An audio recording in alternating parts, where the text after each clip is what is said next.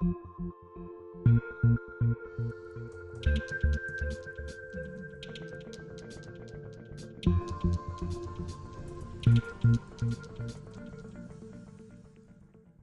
tal? Les habla Jorge Gestoso. Bienvenidos desde Nueva York.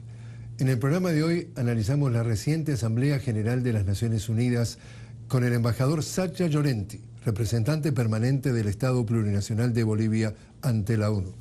Señor embajador, una cálida bienvenida al programa. Muchas gracias por la oportunidad, es un privilegio estar en su programa. Señor embajador, su evaluación de la reciente 72ª Asamblea General de Naciones Unidas, aquí a pocas cuadras de donde estamos en este momento. Así es, como cada año los jefes de Estado, de gobierno, altas autoridades de todos los países del mundo se reúnen aquí en la sede de Naciones Unidas para debatir sobre los temas más importantes que acontecen en el mundo. Y en estos particulares momentos que atraviesa la humanidad, estas reuniones se tornan mucho más importantes. Ahora el mundo está atravesando amenazas de distinta índole. Estamos viviendo, Jorge, la peor crisis humanitaria desde la fundación. La peor crisis humanitaria, tenemos una crisis de cambio climático, una crisis del agua, una crisis financiera, una crisis de institucionalidad, una crisis también vinculada a la desigualdad.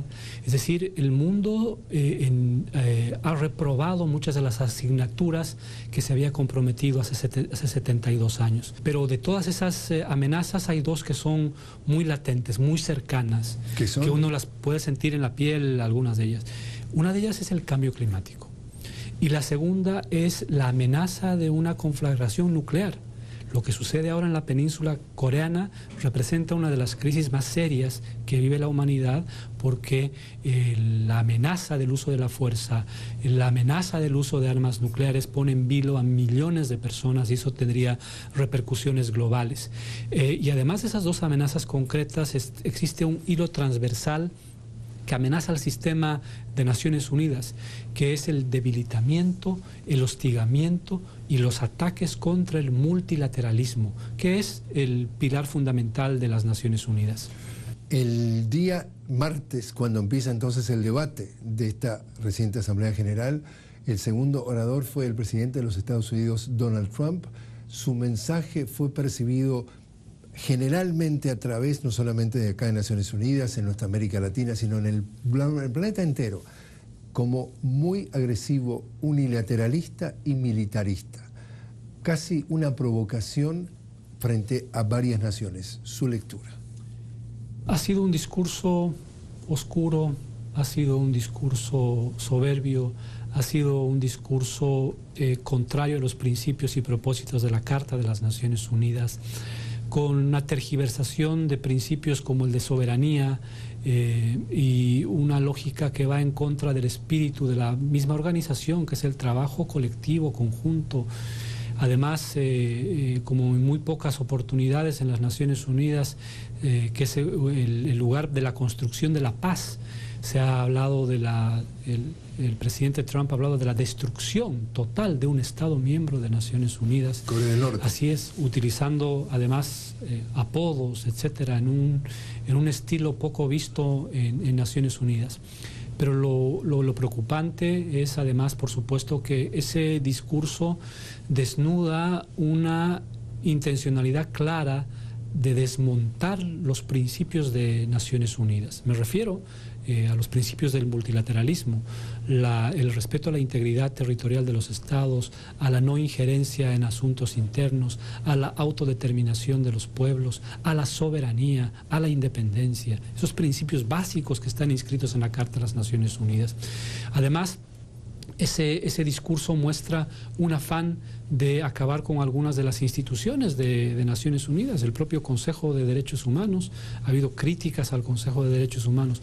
A lo largo de la semana de alto nivel de debate de la Asamblea General, Estados Unidos en distintos niveles, no solo el presidente Trump, el vicepresidente Pence o el propio secretario de Estado, han manifestado esa posición lamentable que nos hace retroceder muchos años en lo avanzado en términos del multilateralismo. Escuchamos el discurso que justamente pronunció como orador que reemplazó al presidente de Rusia, Vladimir Putin, el canciller Sergei Lavrov, y él decía, lo que tiene que ver con la posición de los Estados Unidos quiere volver prácticamente a la época de la Guerra Fría. Y decía, por ejemplo, además que la histeria militarista es un callejón sin salida. O sea, hay una percepción en otros países del mundo de que estamos volviendo un poco a aquella época de la Guerra Fría. Sin lugar a dudas. Si uno hace un análisis de los discursos que se dieron durante esos días, no solamente en los países del sur, sino también en varios países europeos, hay una crítica a ese enfoque, una crítica muy fuerte al unilateralismo, al militarismo, a la soberbia, a la amenaza como una forma de instrumentalización de ese espacio. Entonces sí existe mucha preocupación porque existen oscuros nubarrones que están cubriendo el cielo del multilateralismo. El multilateralismo no es otra cosa que el trabajar conjuntamente con los países compartiendo responsabilidades en un sistema basado en reglas, en las normas del derecho internacional. Y precisamente hablando, como usted dice, de compartir responsabilidades, tuvimos oportunidad de hablar con el primer ministro de Antigua y Barbuda, una nación que quedó devastada por el huracán Irma. Y él decía, los países justamente industrializados, los que contaminan este planeta, deben asumir su grado de responsabilidad porque entiende él que ese fenómeno climático es resultado directo de eso y de alguna forma hemos escuchado de un presidente Trump, esto del cambio climático es un cuento chino, dice. Es terrible. En el discurso que hizo delante de la Asamblea General no hace una mención al cambio climático. Pero, es decir, el darle la espalda a la ciencia en pleno siglo XXI es algo absolutamente irracional. Y más aún cuando se trata de Estados Unidos, que es el país que más ha contaminado a lo largo de la historia. Es decir, la acumulación histórica hace que Estados Unidos es el que más daño le ha causado al medio ambiente. Y que ahora ese país le dé la espalda al multilateralismo y que decida alejarse del Acuerdo de París, que ha costado tanto tiempo acordar, en el marco, por supuesto, de las Naciones Unidas. Darle la espalda a la ciencia, darle la espalda al multilateralismo, lo que hace es, por supuesto, incrementar las posibilidades de que estas catástrofes sean aún peores. Lo que ha pasado estos días, no solamente en el Caribe, en la fragilidad de los estados insulares en el Caribe, sino también aquí en el territorio estadounidense, en Texas y en Florida, son pruebas claras de que el cambio climático, más que el cambio climático, estamos atravesando una crisis climatológica hecha y provocada por el ser humano, pero no por todos los seres humanos, sino fundamentalmente por los que viven en el primer mundo y esencialmente por los Estados Unidos. Y ellos tienen una responsabilidad mayor para reducir, por supuesto, en este caso, las emisiones de gases de efecto invernadero que provocan el calentamiento global y que hacen que esos huracanes sean mucho más mortíferos. Señor embajador, lo invito a hacer una pequeña pausa. Estamos hablando con el señor embajador Sacha Llorenti, es representante permanente del Estado Plurinacional de Bolivia ante la ONU, analizando justamente la reciente Asamblea General de las Naciones Unidas aquí en Nueva York. Ya volvemos.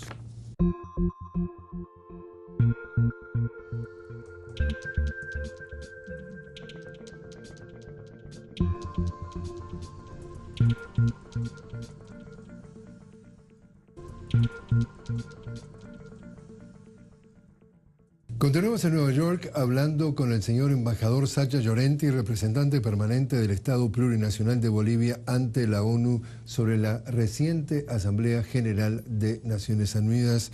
Señor embajador, usted es miembro del Consejo Permanente de las Naciones Unidas y allí todo lo que tiende a ser información no oficial nos deja saber que hay una intención deliberada de los Estados Unidos de introducir sí o sí el tema de Venezuela en esa discusión. ¿qué es la estrategia? ¿Cuáles son lo que se busca y cuáles son las artimañas que está tratando de buscar? Sí, como decíamos, el discurso del presidente Trump ha dejado muy claras las intenciones de los Estados Unidos, se ha dirigido en contra de algunos países, entre ellos algunos países de nuestra propia región, Venezuela y Cuba, atacándolos en una lógica absolutamente de soberbia y sin ningún tipo de autoridad moral para hacerlo. En el caso del Consejo de Seguridad, ya existió un intento de llevar el tema de Venezuela al Consejo de Seguridad, pero hubo un rechazo de la mayoría de los miembros del Consejo de Seguridad. Hay que recordar que el Consejo está conformado por 15 miembros, 5 permanentes, 10 no permanentes, y que para cualquier decisión procedimental se requieren por lo menos 9 votos. En este caso ellos no contaban con ese apoyo y por eso no pudieron incorporar el tema de Venezuela en la agenda del Consejo de Seguridad, porque el Consejo de Seguridad trata, es su responsabilidad, de los temas que amenazan a la paz y a la seguridad internacionales, ¿sí? La situación en Venezuela es una situación interna, es una situación que tiene que ser resuelta por los venezolanos sin injerencia de ningún tipo, de ninguna naturaleza, y no representa una amenaza a la paz y a la seguridad internacionales, porque lo que intenta Estados Unidos es utilizar, instrumentalizar algunos órganos de Naciones Unidas para su política intervencionista, su política de cambio de régimen, su política de golpes de Estado por distintas vías. Y esto tiene relación con el tema del Consejo de Derechos Humanos. Estados Unidos ha manifestado que algunos países, entre ellos Venezuela, no deberían ser parte del Consejo de Derechos Humanos y que hay que reformar el Consejo de Derechos Humanos. Lo que pasa es que con esta soberbia imperial, porque no hay otra forma de decirlo, con esta soberbia imperial, ellos critican todo lo que no pueden controlar. Como no controlan el Consejo de Derechos Humanos, quieren destruirlo. Nosotros estuvimos en un debate en el que decíamos, ¿por qué no hablamos de la reforma del Consejo de Seguridad? Del hecho de que hay miembros permanentes con derecho a veto. ¿Por qué no hablamos de la falta de democracia? ¿Por qué no hablamos de la falta de transparencia del Consejo de Seguridad? No hablamos de eso porque ellos controlan ese espacio. Quieren destruir ahora el Consejo de Derechos Humanos. Pero la otra cosa es, ¿con qué autoridad moral? ¿Cuál es el país que ha inventado la tortura a través de sumergir a los presos detenidos en agua? ¿Qué país ha utilizado psicólogos para diseñar sus manuales de tortura? ¿Qué país tiene cárceles escondidas, ocultas, clandestinas en todo el mundo? ¿Qué país utiliza a la base naval de Guantánamo para tener a detenidos sin un proceso judicial? Es decir, para hablar de derechos humanos hay que tener la autoridad moral de hacerlo. Entonces, para nosotros, por supuesto, ese es un agravio al sistema multilateral y desde el Consejo de Seguridad nos vamos a oponer y creo que tenemos absolutamente todos los argumentos para hacerlo y continuaremos trabajando con otros países. Durante la semana de alto nivel ha sido el movimiento de los países no alineados, que reúne a 120 países. Y que preside Venezuela. Y que preside Venezuela, que ha aprobado un documento político, ¿sí? Es muy importante ese documento, aprobado por casi 2/3 de la membresía de Naciones Unidas, que lo que hace es condenar las acciones unilaterales, las acciones, la amenaza del uso de la fuerza. Ahora Venezuela ha sufrido una amenaza directa de una intervención militar, ni más ni menos que proviene del presidente de los Estados Unidos. Estados Unidos está aplicando sanciones unilaterales ilegales en contra de Venezuela. ¿Con qué objetivo? No es una casualidad. Lo que pretende Estados Unidos es sabotear el proceso de diálogo que está llevando adelante Venezuela. Bolivia va a acompañar ese proceso de diálogo porque creemos que los problemas que tiene ahora Venezuela tienen que resolverse por los venezolanos de manera política, democrática, pacífica y sin injerencia. Y también se habló de Cuba. Sí. Y también se habló, es decir, otro tema que estuvo en la mesa es Colombia. Sí, así es cierto. En el tema de Cuba, nuestra condena total a el endurecimiento del bloqueo criminal que impone Estados Unidos en contra de la isla de Cuba por más de 60 años. Es un bloqueo no solamente con una política fracasada, sino ilegal a la luz del derecho internacional, que hace que se retroceda lo que se había avanzado en las relaciones entre Cuba y Estados Unidos, y que además está basado en una violación, reitero, a las normas del derecho internacional. Nosotros estamos convencidos que una vez más la dignidad cubana va a prevalecer. Cuba es sin lugar a dudas un ejemplo en materia de solidaridad. Jorge, pese a que ellos han sufrido los efectos de huracanes estos días, de todos modos han desplegado ayuda de médicos a las otras islas del Caribe. Sí. Tienen ahora desplegados más de 40.000 médicos y trabajadores en salud en más de 60 países. Es una solidaridad que no le pide nada a cambio a nadie. Y es un ejemplo en términos de dignidad, de respeto a los derechos humanos. ¿Cuántos países del primer mundo quisieran tener los niveles de educación y salud que tiene Cuba? Entonces yo creo que nadie tiene la autoridad moral para criticar a un país que ha sido sometido a un bloqueo criminal durante 60 años por la primera potencia militar y económica del mundo, y que pese a ello es capaz de satisfacer las necesidades de su pueblo y ejercer una solidaridad tan maravillosa. ¿Y Colombia? Colombia es un ejemplo de lo que, en términos del proceso de paz, de lo que está haciendo nuestra región, América Latina y el Caribe, como una zona de paz y además, Jorge, como una zona libre de armas nucleares a partir del Tratado de Tlatelolco firmado hace más de 50 años.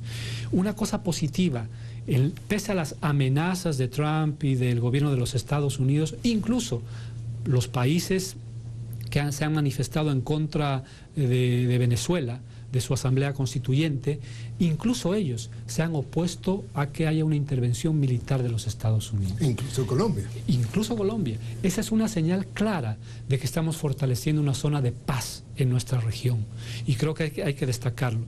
Ahora en Colombia y Bolivia, a través del Consejo de Seguridad, está apoyando este proceso de paz que ha culminado con las FARC en una etapa importante, con la entrega de armas, con el cese final y definitivo de las hostilidades y con la reincorporación de las FARC a la vida política de Colombia, y con el nuevo proceso de diálogo con el Ejército de Liberación Nacional. Entonces, pese a esos nubarrones que oscurecen el cielo del multilateralismo, existen algunos rayos de sol. Entre ellos está esta decisión de CELAC de mantenernos como una zona de paz, y segundo, el cierre de los conflictos en Colombia. Lo invito, señor embajador, a hacer una nueva pausa. Estamos hablando con el señor embajador Sacha Llorenti. Él es el representante permanente del Estado Plurinacional de Bolivia ante la ONU. Estamos analizando la reciente Asamblea General aquí en Nueva York. Ya volvemos.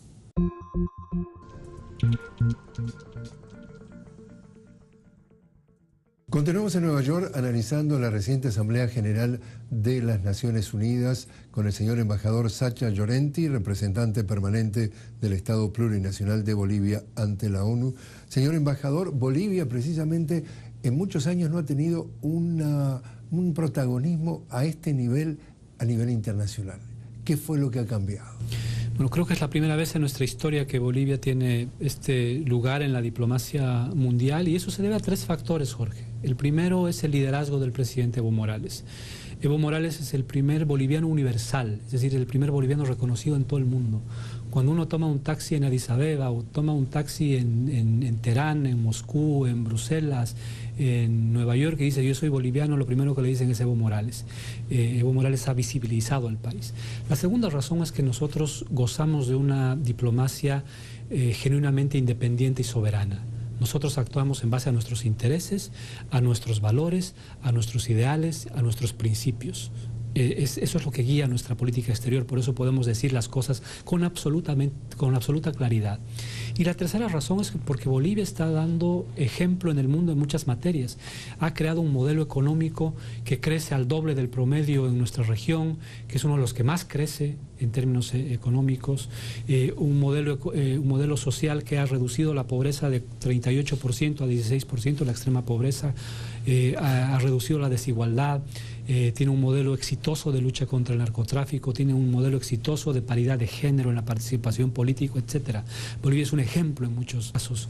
Entonces, eso nos ha ayudado a tener este lugar privilegiado y todo eso se debe al liderazgo del presidente Evo Morales. Bueno, justamente cuando uno escuchaba el discurso del presidente Trump, él quería, digamos, descalificar al socialismo como una opción y él decía, no es que determinado país haya practicado más el socialismo, no, lo practicó bien y miren el desastre que se ha transformado, porque la idea es que está bien esta concentración de que el 1% se lleva el 95% de la riqueza, como pasa en Estados Unidos, y el 90% se vuelve más pobre. Eso está bien, según esta visión del mundo, y sin embargo critica lo que, por ejemplo, la CEPAL, que es la Comisión Económica para América Latina de Naciones Unidas, elogia el modelo socialista de Bolivia por decir que el crecimiento ha sido realmente una prueba del éxito y además elogia la redistribución de la riqueza. Es decir, que también contradice completamente los hechos de ustedes que el socialismo como opción que ha puesto el presidente Morales y ustedes como gobierno en conjunto, ha mostrado que puede llevar a los pueblos latinoamericanos a una mejor calidad de vida y que, en contrapartida, lo que estamos viendo en este país, que el 90% de la población está regresando a niveles de 1930. Es decir, ¿qué ha resuelto el capitalismo? ¿Qué ha resuelto el neoliberalismo? Es decir, ahora 8 personas, 8 individuos, como decía el presidente Evo en su discurso, tienen la misma riqueza que 3.600 millones de personas, la mitad de la humanidad. 8 individuos, Jorge. Es decir, ¿cómo es posible que tengamos la peor crisis humanitaria, que tengamos a cientos de millones de personas pobres, padeciendo hambre, muriendo de enfermedades curables? La respuesta al capitalismo la estamos construyendo algunos países, entre ellos Bolivia, y Bolivia de manera muy exitosa. Para el año 2025, nuestro objetivo, Jorge, es erradicar en Bolivia la extrema pobreza. Hemos erradicado el analfabetismo, estamos mejorando en salud, en educación, en todo. Y eso es gracias a la independencia, eso es gracias a la recuperación de los recursos naturales estratégicos, es gracias a la soberanía que ha recuperado Bolivia. Me quiero volver, señor embajador, a un tema que lo preocupaba, que usted decía, es un tema que lo veo como una amenaza que está viviendo el planeta. Y eso tenía que ver con el tema de armamentos nucleares o la posibilidad de un conflicto nuclear. Y en eso, Corea del Norte, la península coreana, lo tiene preocupado. Estamos muy preocupados porque existe no solamente una escalada retórica, ¿no? Estados Unidos y Corea del Norte que empiezan hasta a insultarse entre jefes de Estado. No hay, en esas dos partes parece que no hay estadistas para ver la situación que estamos atravesando. Pero por otro lado, el lanzamiento de misiles balísticos, los ensayos nucleares que son condenados por Bolivia, pero también el despliegue de misiles y de ejercicios militares por parte de Estados Unidos, que van haciendo una escalada militar muy preocupante. Un error, una falta de cálculo, una mala comunicación o alguna decisión equivocada puede generar un conflicto de consecuencias realmente catastróficas. Estamos, como no estuvimos en mucho tiempo, muy cerca de una conflagración de carácter nuclear. Eso nos preocupa, y el hecho de que no haya un escenario de diálogo. Que no ¿Y a usted le preocupaba también Siria? Siria sí, porque, bueno, Siria... gracias al esfuerzo del gobierno sirio, de Rusia, de Irán, se ha podido recuperar, se ha podido sacar de más del 80% del territorio sirio al denominado Estado Islámico, a Daesh.